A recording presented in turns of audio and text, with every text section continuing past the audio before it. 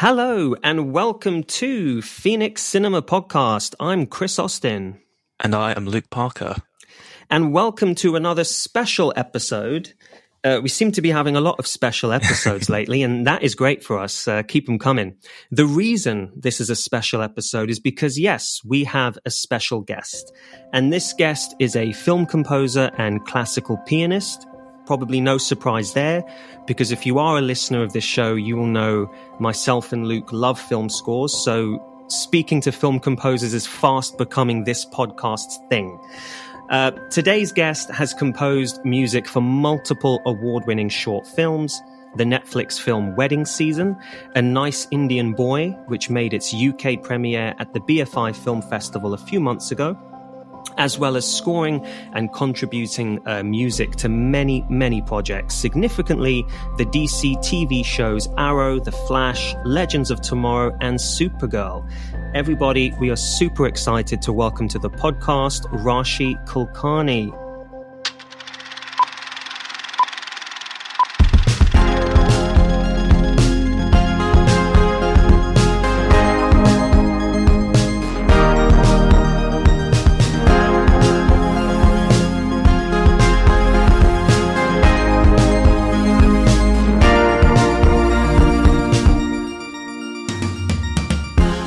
Raashi, thank you so much for joining us today. Thanks for having me. Raj, am I pronouncing that right? Raashi? Raashi, you got it right. Perfect.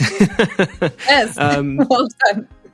Lovely. Well, let's just get started. I'd love to get started by asking you about your background. Where did you grow up, and when did film and film music start to have an influence on you? Oh, such a great question. I was born in Maryland in a very small town. I grew up in a very musical household. My parents love karaoke. So I grew up, singing karaoke with them. It was Bollywood music. It was, Western classical music, Broadway, pop, rap, like all the things. And since I also grew up watching a lot of Bollywood movies, I naturally, was inclined to song and dance, because song and dance is a very big part of Bollywood films.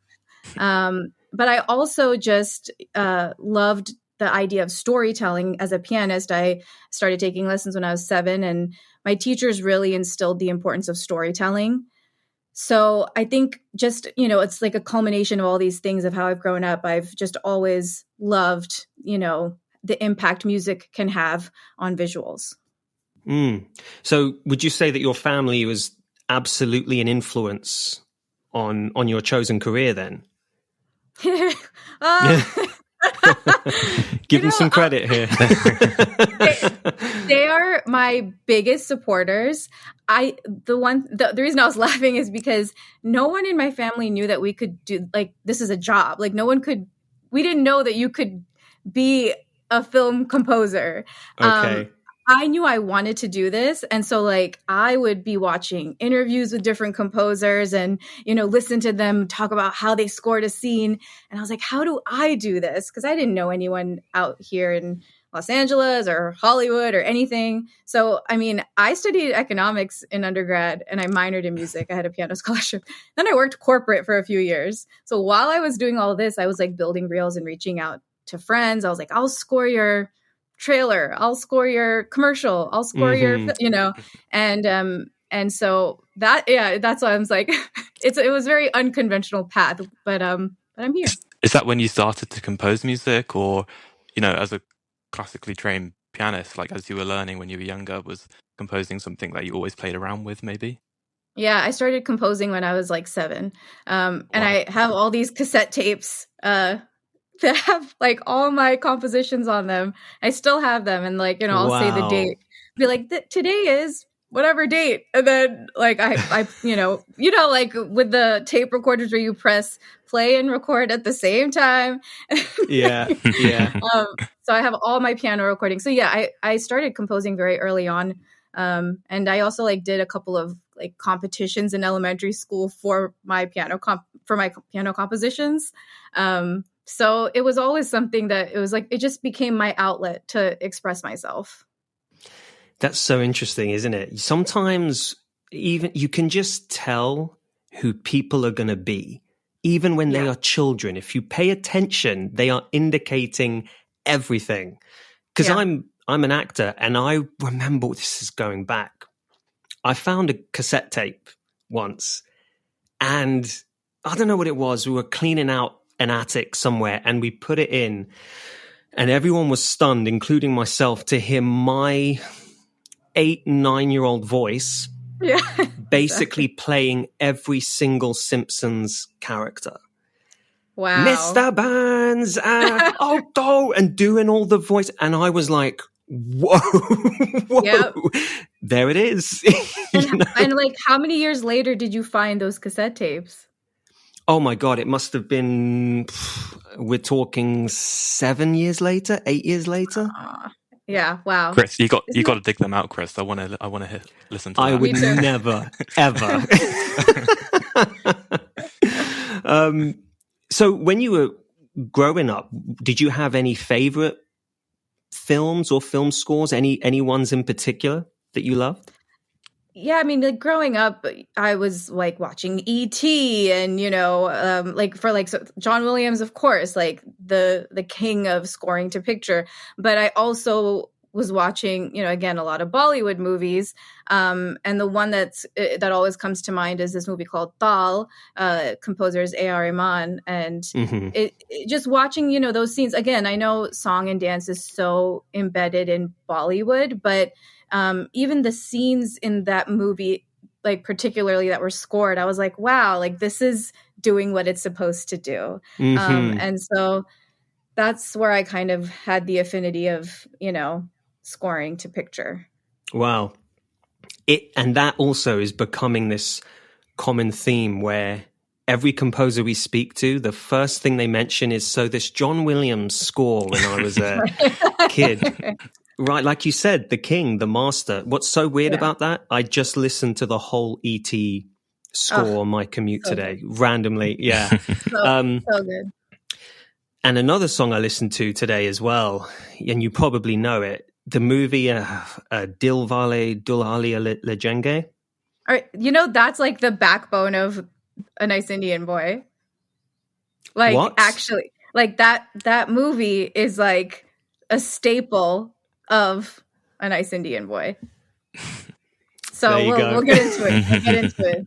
Yeah. Okay. The theme in that movie, I mean, there's a song, and I'm going to butcher it if I say it out loud, but I've been listening to it on repeat today. It is that dun dun dun dun dun dun dun dun.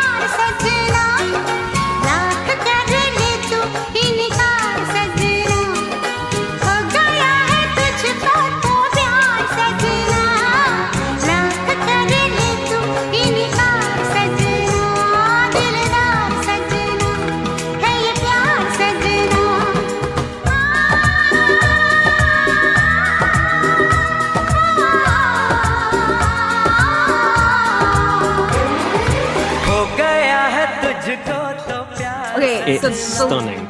Wait, you need to watch A Nice Indian Boy because Jonathan Groff sings that song in the movie. No. Stop it. And ironically, that song, Tujhe Dekha, is the first song I ever learned how to play by ear. There's a video of me. I'm like 6 years old, like all my baby teeth are like missing. And I'm playing the harmonium. I'm playing Tujhe Dekha. And it's just funny that, like, you know, 30 years later, because that movie came out in 1995. Wow. So it's funny to see it, like, you know, 30 years later, I'm getting to work on this film that's getting this theatrical release. It will be releasing in the UK. Lovely. But yes, like that. Like my dad, I remember, like he told me, he's like, you just started playing and you just knew the notes and, like, you know. So, and it was DDLJ, it was the Tujhe Dekha, it was exactly that song that you just incredible. So, yeah, I heard that it continues to play in some theater in India. Yeah. Apparently there is a theater in India that has been playing that movie for the last 30 years and people go. It is like the most well-known Bollywood movie. Like it's the classic. And so, yeah, it's a good. You got to watch it. Oh, I intend to. Yeah, I mean, I've growing up in West London. I have so many Indian friends. I have Pakistani friends, and so they inducted me into Bollywood for many years now. So I know all about Kal Ho Na Ho. I thought the Kal Ho Na Ho score was wonderful. Black by Sanjay Leela Bhansali was just a wonderful score. So I know, you know your Bollywood. That's great. That's great. Bollywood is such a blind spot for me. I need to be taking notes of all these names, goodness. I think. Yeah, Luke, you got it. We'll start with DDLJ. That's the classic. Okay. And also they are based in London in that film. So okay. Well, Luke, let's watch it together. Let's do it. Yeah. Let's do that. And then watch A Nice Indian Boy, because then it'll all make sense. Perfect double feature. Okay, then. Yes. Great idea. Great idea. Yeah. So did you train and study music? I studied, classical piano since I was 7, started taking flute lessons when I was 9. So I did all the things. I did band, orchestra, choir. And then in college, when I was in high school, I was prepping for conservatory because my teacher had gone to Juilliard and she was like, this is it. But then again, it's what we were talking about before. It's, my parents and my family didn't realize that you could do this as a career. And I did go to a university. I went to George Washington University and studied economics, but I minored in music. The emphasis was on piano performance.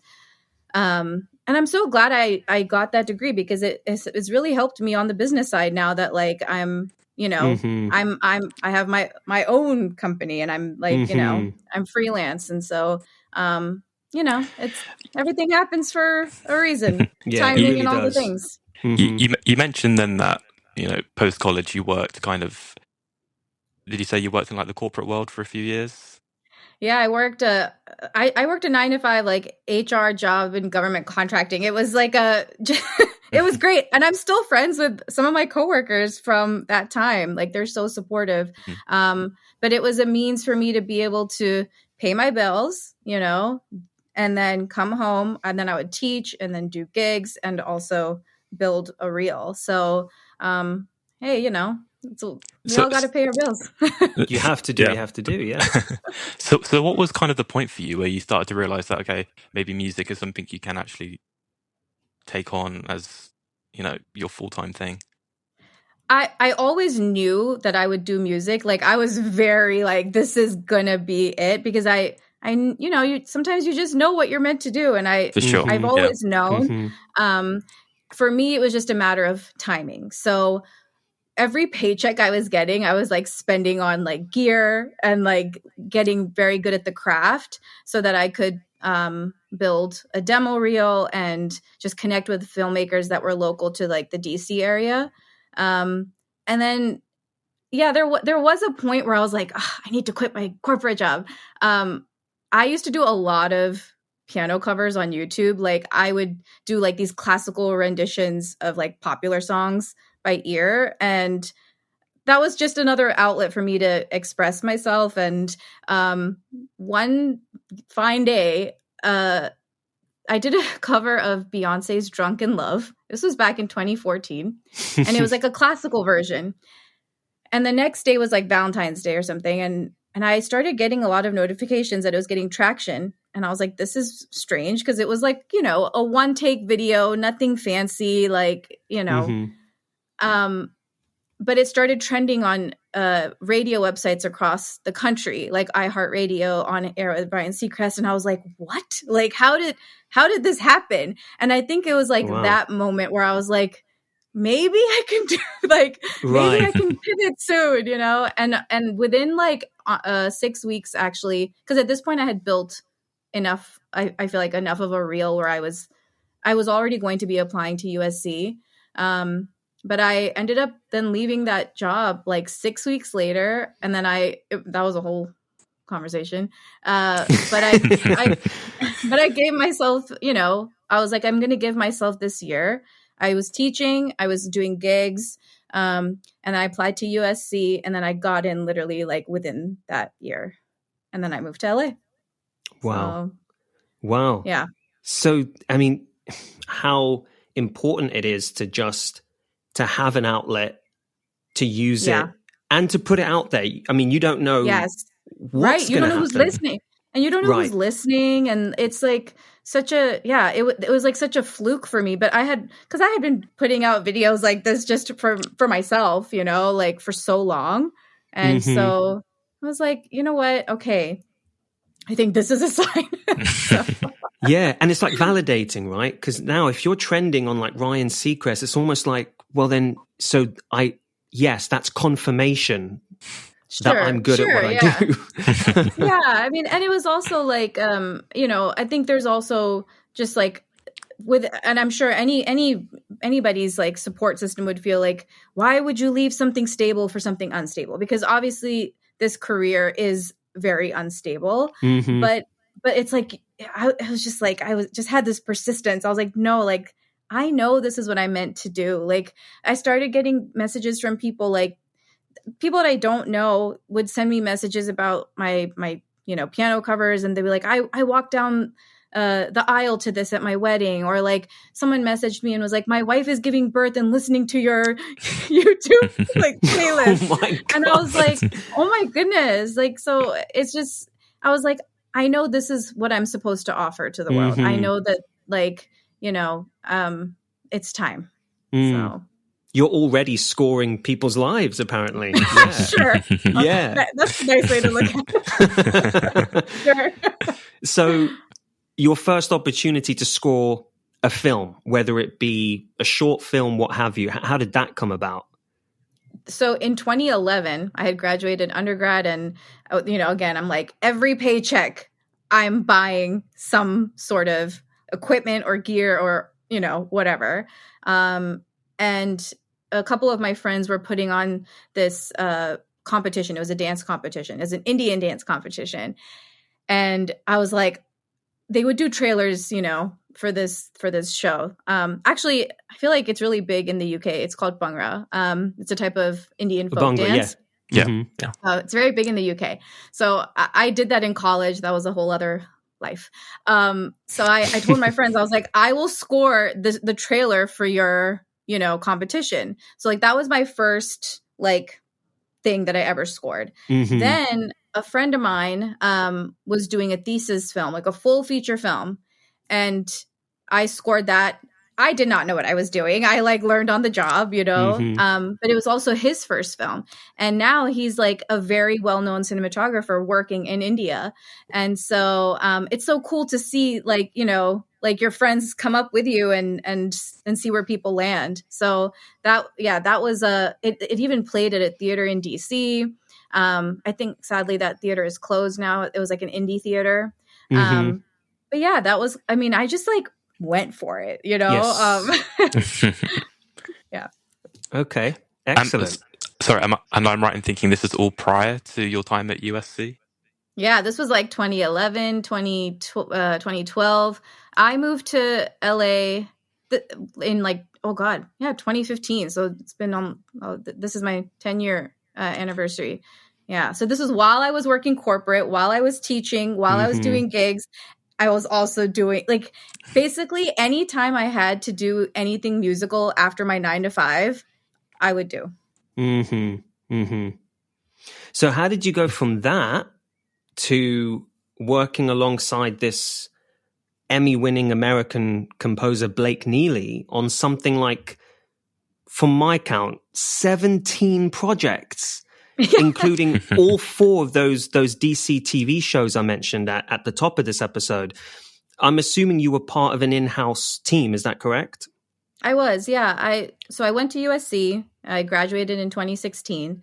And that summer, I was like freelancing. I was working with a few different composers in town who needed assistance on their projects. And it was like on a project basis. And so I was looking for something a little bit more full-time. And oh goodness, this is a while ago, but I think it was like one of the one of our faculty at USC had emailed and said, there is a composer. They didn't say who. They're like, there is a composer looking for, an assistant. This would be the time it starts, et cetera, et cetera. So I just went in, I met their team, I interviewed, and I just got along with everyone in the building. And I got hired first as an intern. Like, it was a 6-week thing, but within 2 weeks, Blake had me arranging and doing things that were very creative. Wow. And then after the 6 weeks, he was like, we want to bring you on full time. Will you be my assistant?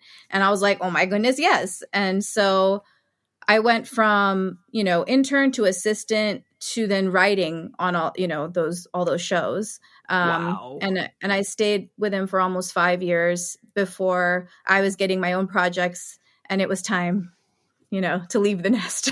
Absolutely. Yes. Wow. Yeah. Were your family like, oh my God, you were right?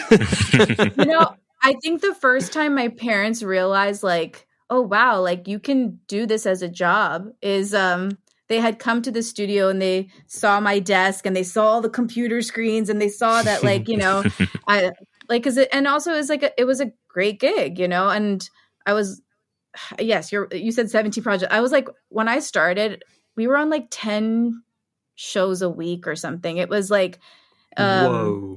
Yeah, like I was working 7 days a week, many, many, many hours a day. And then I'd come home and do my own projects. But it became a masterclass in scoring to picture because he's been in the business for so long, and he continues to be in my life. Like, I just called him, like, a couple weeks ago, asking him advice about something. And it's been almost 4 years since I left. So he's just been a great mentor to me all these years. But it was like, I worked a lot. Got a lot of credit. Yeah. Do you look back on it and sorry, Luke. Just going off of it. Just, do you look back on that and go, wow, that like forged in fire? Because I can only imagine the amount of learning that took place, just observing the process, the work, especially for television, where I'm presuming the speed and the turnover of production is relentless. It is. Yeah. I mean, those shows go on air every single week. They're hour-long shows. Superhero music is wall-to-wall in these shows. And then on top of that, like, sometimes we would get episodes where we're getting to record live players. So I would get to sometimes orchestrate, conduct. But when we weren't doing that, like, the mock-ups had to be really, really good. So you had to kind of reach this certain standard of being able to program very well. I was already trained in, because I was in band, I was in orchestra, I was in all the things. So, like, all of that I was very comfortable with. I know how to orchestrate and write for all of the instruments. But I think it also helped because I played piano, so I was able to program. Right. But yeah, you have to become super fast. You can't overthink things too much because it's like, hello, the cues are due, It's very, very fast paced. And I mean, yeah, I was always at the studio, and I loved it. Like, I learned so much, on the job. I'm just wondering, like, so day to day as an assistant composer, like, what does it kind of look like? So how much creative liberty or influence do you have on, like, the final polished product?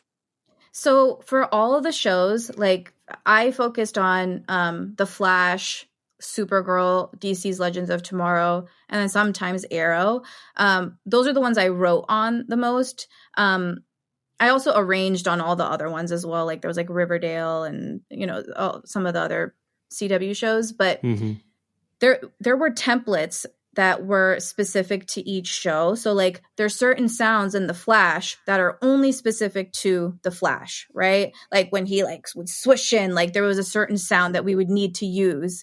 Sure. When he, you know what I mean? And then, like, for Supergirl, there's other sounds. DC's Legends of Tomorrow was like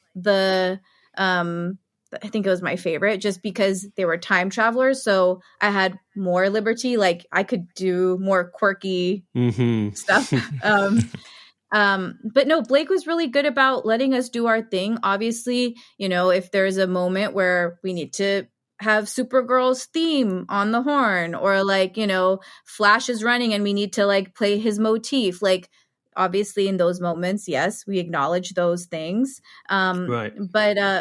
But yes, I think when you're writing for someone, and those themes and those sounds are so memorable, you have to learn to write in a way that would be, how they would write it. But there's so many times where he let us do our thing as long as it served the picture and we were using the right sounds. Like, it was there was artistic freedom in that, but as long as it's serving the picture. Yeah. Oh, that's fascinating. Cool. Yeah. And I see that you scored so many short films during and even before this period. Was that an avenue for you to sort of put your own authorial stamp on a project and build your resume from that?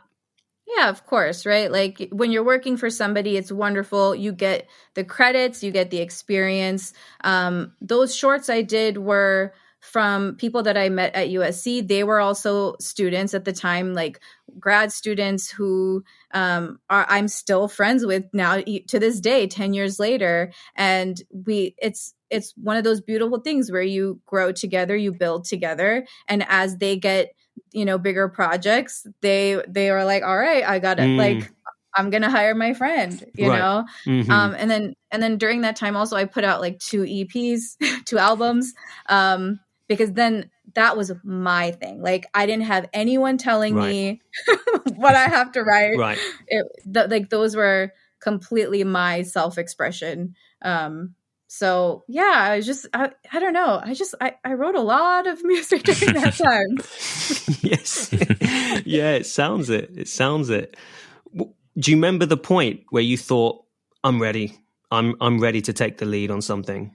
Yeah, I had gotten a Netflix film called Wedding Season, and it was that year where, I was like, okay, my name's going to be on this. And I just had a very like honest conversation. I was like, it's been almost 5 years.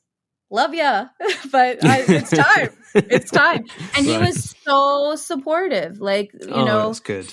And he was like, because he had done the same thing. He had worked with Hans Zimmer for 5 years, and then, of course, and then got his show, and so he knew. He was like, you gotta, spread your wings and fly. And I ended up, I gave so much of a buffer. Like I gave like a 3-month buffer. So I trained the new person. I made a little handbook of like, this is the assistant handbook, just so that the transition would be as seamless as possible.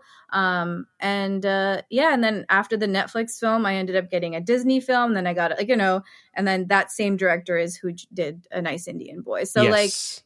It was time, just because like I physically couldn't, do all the things at that point. I couldn't, I wanted to give 100% to everything that I'm doing. So it was time. Right. Yeah. If for aspiring composers out there who may listen to this, like my younger brother, he will listen to this and he's an aspiring composer. Is that something that then you would say is probably one of the best routes to not just becoming your own primary composer on any sort of project, but just for learning to sort of get your foot in the door at any sort of label, production company, composers company? Because the amount of stories you hear about, the composers who've gone in and out of Zimmer's door, were able to build their own, Oh. What's that? Tell me more. Keep going. Sure. Okay. Well, So, is that, let's just say the avenue that you took, is that something that you would say is, I imagine it's not easy to even get in there in the first place. Yeah. I can't speak for everyone. I feel like it was the best option for me because I also didn't go to an undergrad, university that focused so much on music. I didn't go to a conservatory. I literally didn't know anyone out here. So going to USC for the screen scoring program opened a lot of doors, just because a lot of the faculty is, I think most of the faculty is adjunct faculty. So they're all working, like, a lot of them are working composers. So yeah, I think it was like that school community that helped me. Working for Blake was so great just because of the technical side of things. Like, I learned so much, not just about composing, but like how to deliver an entire show or film from conception to delivery. Like, I learned that process because I was there, like I was in that space. So for me, yes, like absolutely. I'm and what's wild is, like, initially I wasn't even like contemplating the assistant route, but I'm so glad that that's how the path that's how my path was, just because like I don't think that I would be the composer I am today had I not had that experience. Like, the volume was so dense, like the amount of work that like I was doing every day was very dense. So I feel like I needed that, like Right. I can't speak on behalf of people who, have gone to undergrad or other school, or maybe not even at all, but for me, I think being an assistant to someone who's been in the business for so long was the way to go. But like, I have friends who've had like not that great experiences assisting as well. I got lucky. I see. I got lucky with a really good boss. Right. So like, there's so many factors at play, right? Like that the team of people that I met at that time, like I'm still friends with them all these years later. Right. And so that, knock on wood, like I feel lucky that was the group of people that I was working with. And I can't, and I don't, and I mean, my composer friends and I talk, like that's not always always the case, Right. Noted. Yeah. But what I would say to any aspiring composer is invest in your filmmaker relationships. That is what has gotten me to this point of of scoring pictures that I want to score and working on projects that I want to work on. Is like there's like a loyalty that you build with your collaborators, and they're going to be the ones. It's not going to be an agent. It's not going to be an exec. It's going to be your filmmaker friends who bring you on and have the power to go to bat for you. So that's something I learned like later on, and I was like, no, these are my people, and they're looking out for me, and they're saying like, no, this is my composer. I'm bringing her on. So yeah. I love that. That rings, again, as an actor, it rings so true to me. And it's about your community. And, and the thing is, with the way I look, so many people don't know what to do with me. Who is this guy? Is he Middle Eastern? But he sounds so English. And then it becomes this confusing thing. What do we do with him? And so I don't get the opportunity to express the full range of what I can do. And then all of a sudden, one of my closest friends will write a play, and he'll write a role specifically for me that I wouldn't have a chance in hell of any agent or any casting director giving me. Right. And absolutely that. It's about your relationships and your friendships, 100%. And to your point, like, people look at me and assume, all she can do is Indian music. But I was born in Maryland. My background is primarily in Western classical music. Like, I grew up on Chopin and Rachmaninoff and Tchaikovsky and Brahms and Bach and and so yes, like, people will make assumptions based on how you look, but they don't know your capabilities or your abilities. And that's why I feel so grateful to have worked in an environment where I was working on superhero music. Yes. Like, it's like orchestral, electronic, hybrid, like very exciting action. And it was because I could do the job, so I'm with you there. I feel like people need to not judge you based on how you look. And I think oftentimes that happens Mm-hmm. if they are not your collaborator. So Mm-hmm. yeah, I'm like, to any composers, like, be friends with your screenwriters, with your producers, with your directors. Like, these are your people. I feel like that applies, like, not even just to the film industry. Anywhere you are in life, it's like about your network and the opportunities that your network will bring you, as opposed to you having to reach out and go searching, basically. Yeah, and also it's like, you build a rapport with these people. Like, they're my friends. We like working with each other, and there's like a trust. So yeah, work with people you like, and focus on your filmmaker connections if you're an aspiring composer for visual media. Great advice, yeah. And on that, another name which kept popping up in relation to you was this Emmy-nominated documentary filmmaker Ryan White. And it seems like you've built something of a collaboration together. I personally always think a collaboration is when you hit sweet number 5. That's like now that's like a handshake agreement. How did that come about?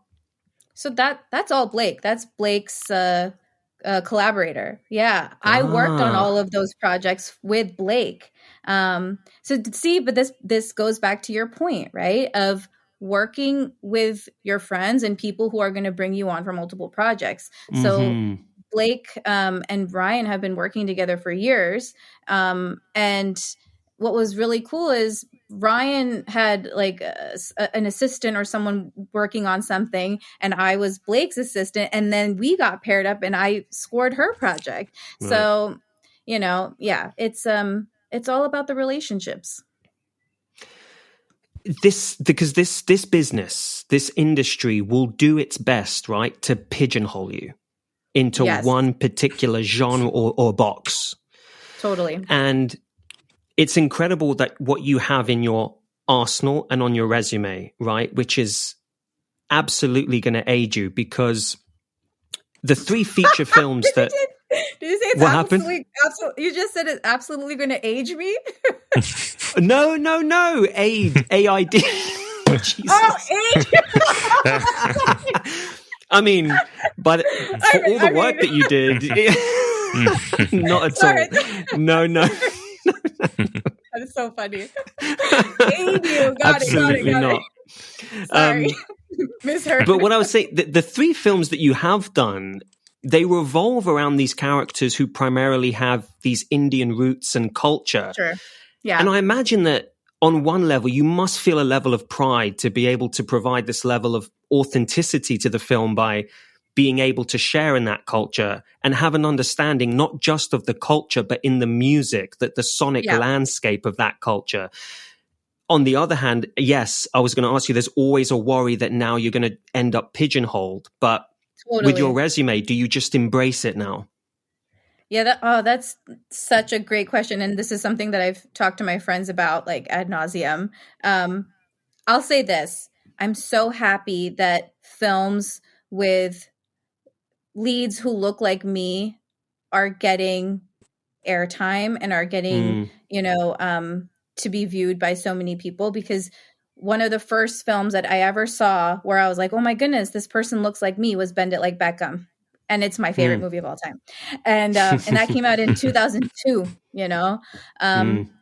So, like, I love that I'm part of these stories that that feature so many South Asians in front of the camera and behind the camera. And yes, like, wedding season, oh my goodness, that's like my life. I was like, I need to be part of this story, because I've lived this woman's life. And then with World's Best, which is on Disney, the friend that I co-scored wedding season with, I brought him on that one because hip hop is so prominent in that film, and he like grew up on hip hop. And so for me, it's like, yeah, I want to work on projects, but I also want to surround myself with people who feel close to those projects, like that's important to me. The authenticity is important to me. Like with A Nice Indian Boy, I was able to combine kind of both sides of my identity, Indian and American,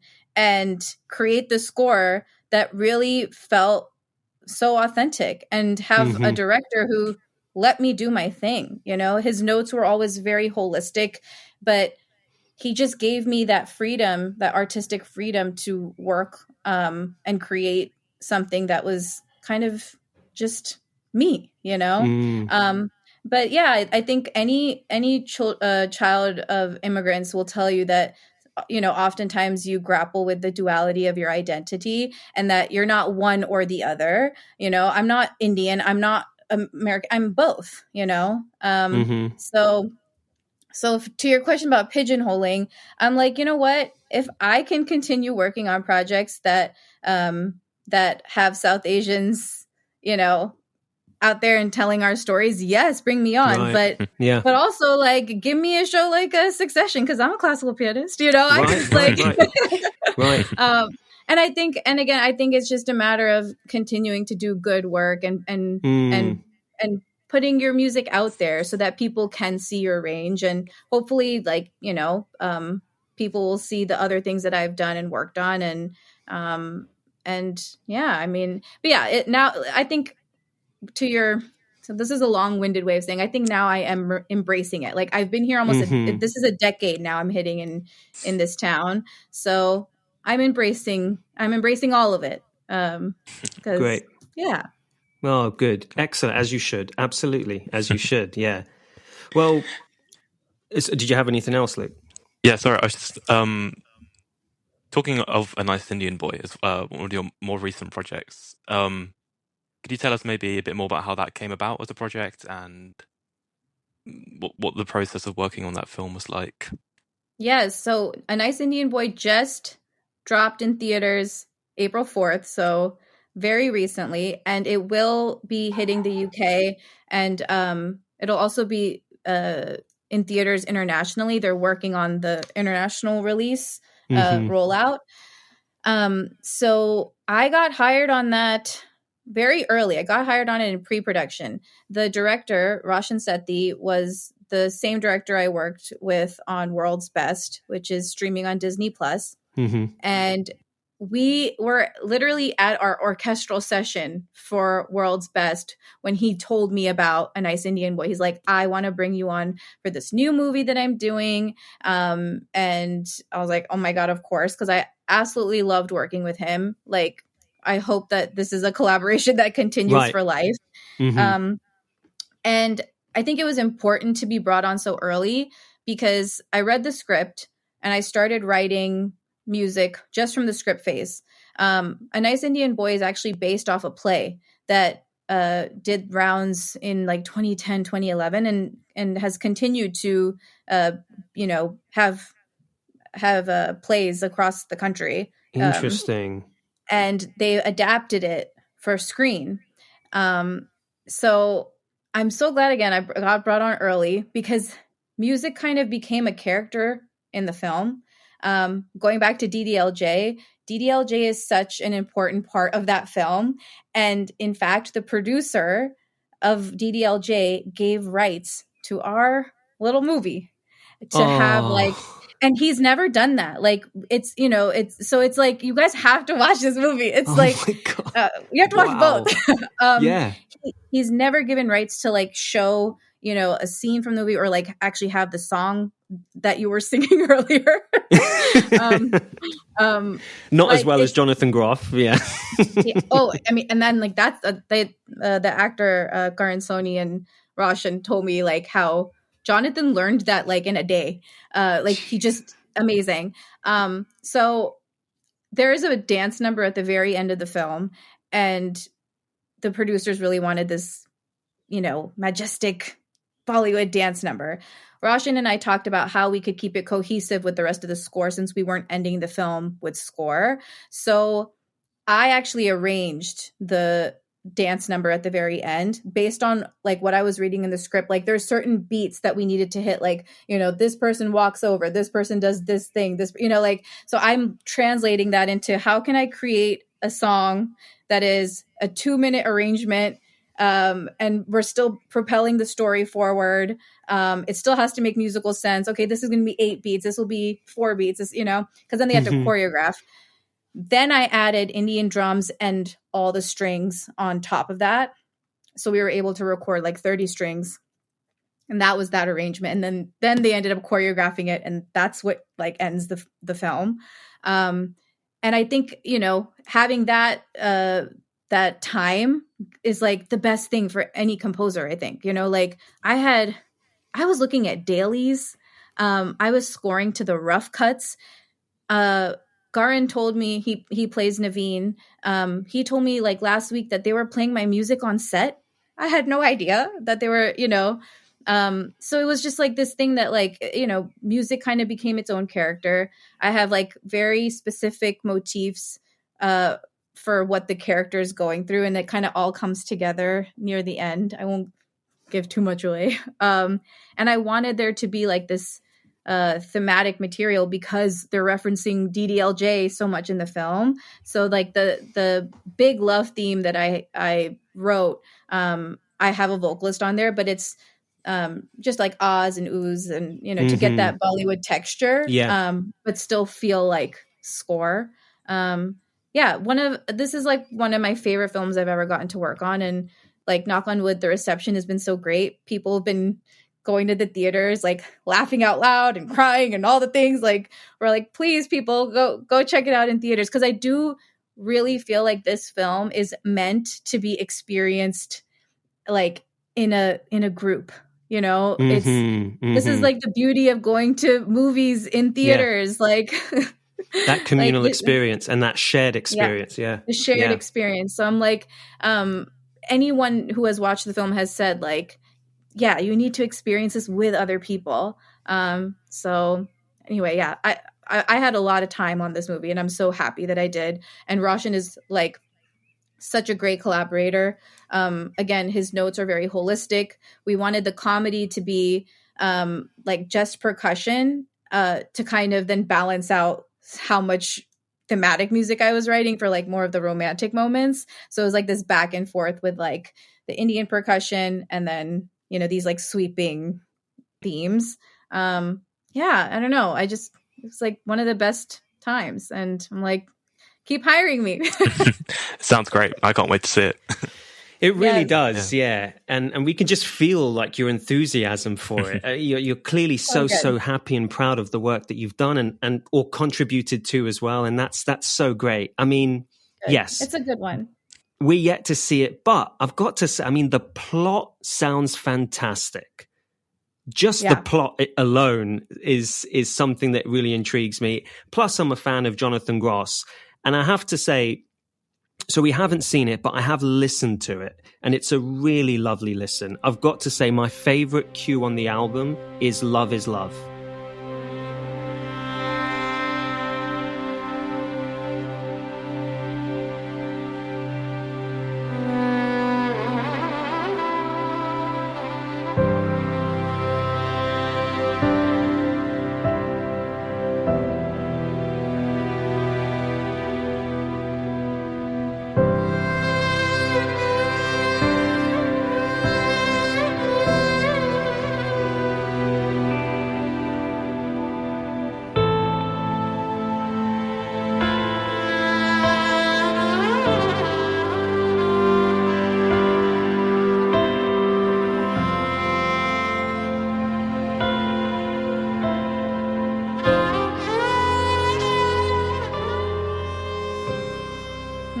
Absolutely beautiful theme. Really, really lovely. It went right into my like songs on Spotify. Oh, wonderful. Yeah, that's a montage sequence. And they edited that montage to my music. So I was like, wow, I didn't have to really conform anything. Perfect. I feel like those Indian classical flourishes kind of just get you in your feels, yeah. So it's nice. We wanted, to pay homage to Bollywood in a way that was respectful and also just, it's a rom-com, so you got to have all the other magical elements So thank you. Thanks for listening to it. Of course. Yeah, of course. Well, Now you have Raashi, to watch it. Now you have to watch it in context to everything. Yes, exactly. We will, and I'll make sure to contact Sarah and let you know when we have and what we thought as well. Cool. I want to thank you sincerely for giving us your time today. Thank you. I wish you every luck going forward. You're a wonderful composer, and I'm sure we're going to hear much more of you. You can hear Raashi's music in the movie Wedding Season on Netflix and the movie World's Best, currently streaming on Disney+. And do be sure to look out for A Nice Indian Boy, which Raashi has confirmed will be getting a UK release soon. Who knows, maybe even at the Phoenix Cinema.